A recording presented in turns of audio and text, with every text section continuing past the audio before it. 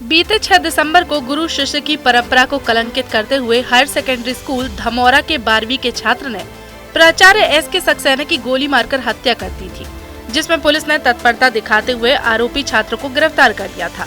लेकिन इस घटना में शामिल दूसरे अन्य छात्र की गिरफ्तारी को लेकर बीते रोज शिक्षकों ने कैंडल मार्च निकालकर शिक्षकों को सुरक्षा और मृतक प्राचार्य को शहीद का दर्जा देने की मांग की थी। वहीं सोमवार को छतरपुर के कायस्थ समाज ने कलेक्टर पार्थ जायसवाल से मुलाकात कर मामले की सीबीआई जांच की मांग उठाई है। आज मैं कलेक्ट्रेट आया हूँ छतरपुर के। मैं स्वर्गीय सुरेंद्र सक्सेना जी का सुपुत्र हूँ। मेरे पिताजी की 6 तारीख को उनके ही स्कूल में गोली मारकर हत्या कर दी जाती है।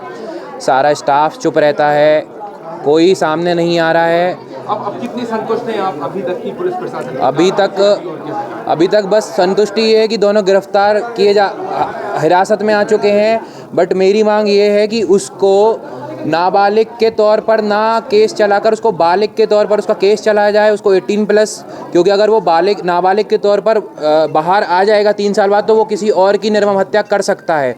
वो आदतन आरोपी है। उसके इंस्टाग्राम, उसके फेसबुक पे उसने लिखा है कि आज के खेल कल बेल परसों फिर खेल, तो इस तरीके के उसने लिखा है। तो मैं चाहता हूँ कि उसको कम से कम फांसी की सज़ा होनी चाहिए, और अगर ये नहीं होता है तो मैं आगे तक जाऊंगा, सुप्रीम कोर्ट या राष्ट्रपति तक जाऊंगा, क्योंकि मेरे पापा की निर्मम हत्या की गई है।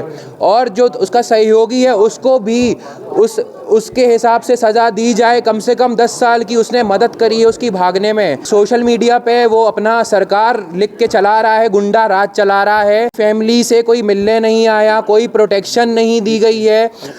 कल के दिन वो बाहर आकर कुछ भी कर सकता है। तो मैं मांग करता हूं कि उसको नॉन बेलेबल ऑफेंस है ये, तो उसको बेल नहीं प्रदान की जाए किसी भी सूरत में, और उसको फांसी की सज़ा तक पहुंचाया जाए। मेरे भाई स्वर्गीय सुरेंद्र सक्सेना की विगत 6 दिसंबर को नृशंस तरीके से धमौरा स्कूल में हत्या कर दी गई थी, जिसके सिलसिले में आज समाज की ओर से हम सभी समाज के लोग कलेक्टर महोदय को ज्ञापन देने हेतु आए थे।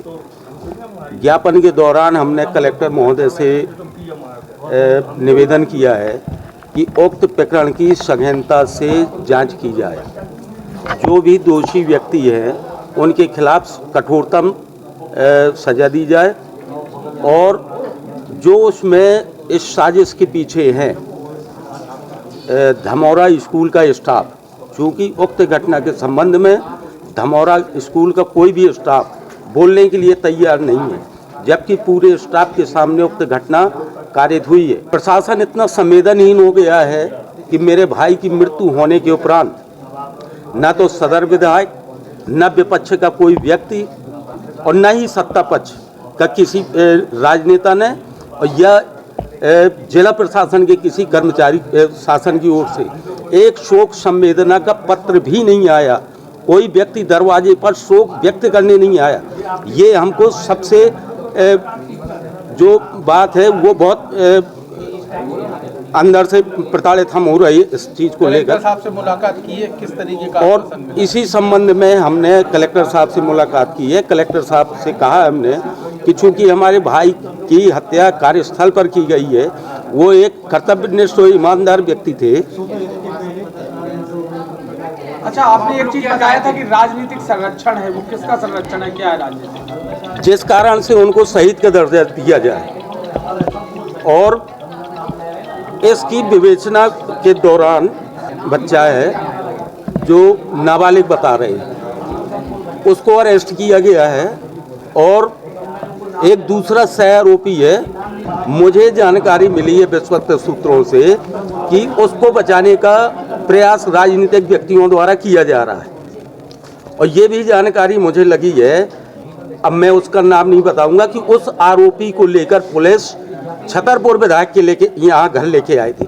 मैं इस बात पर कंफर्म नहीं हूँ, ये चूँकि मैं मुझसे जो बताया गया है, तो चूँकि मेरे पास कोई प्रूफ नहीं है, इसलिए मैं इसको कंफर्म नहीं कर रहा है कि लेके आई थी। लेकिन मुझे ऐसी जानकारी मिली है, जिस कारण से मुझे आशंका है कि इसमें राजनीतिक लोगों का हस्तक्षेप हो रहा है। छतरपुर विधायक कौन है?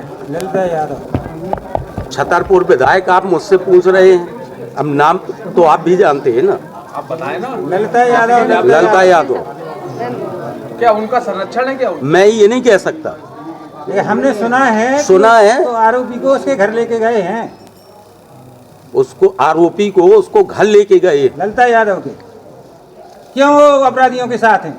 जो हमारे अभी विगत 3 दिवस पूर्व एक शासकीय स्कूल के जो हमारे प्रिंसिपल हैं जिनकी डेथ हो गई है, उनके आज परिजन और उनके समाज के कुछ लोग आए थे। उन्होंने हमसे सर्वप्रथम इस पूरे घटनाक्रम की निष्पक्ष जांच की मांग करी है। तो इसके लिए उनको ये आश्वासन दिया गया है कि पूरे घटनाक्रम की निष्पक्ष जांच की जाएगी। साथ ही साथ उनको हमने जिला प्रशासन की ओर से हर प्रकार की संभव मदद करेंगे।